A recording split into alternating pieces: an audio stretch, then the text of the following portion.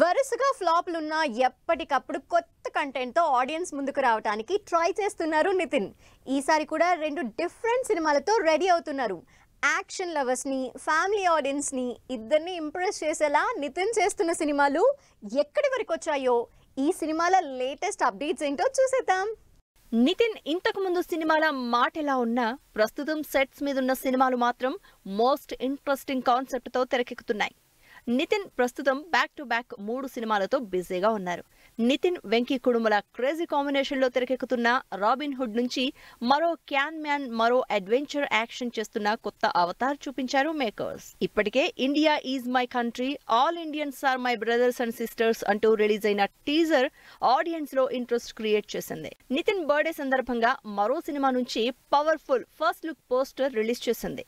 Nitin, Venu Sriram combination లో దిల్ రాజు నిర్మిస్తున్న తమ్ముడు సినిమా నుంచి రిలీజ్ అయిన టీజర్ పోస్టర్ ఎమోషనల్ కంటెంట్ తో పాటు యాక్షన్ ఉన్నట్టు హింట్ ఇస్తోంది. అక్క కోసం ఎంతవరకైనా వెళ్లే తమ్ముడి క్యారెక్టర్ చేస్తున్నారు నితిన్. సప్తమి గౌడ హీరోయిన్ గా, లయ నితిన్ అక్కగా నటిస్తున్న తమ్ముడు నుంచి రిలీజ్ అయిన పోస్టర్ సినిమా ఇంటెన్సిటీ చూపిస్తోంది.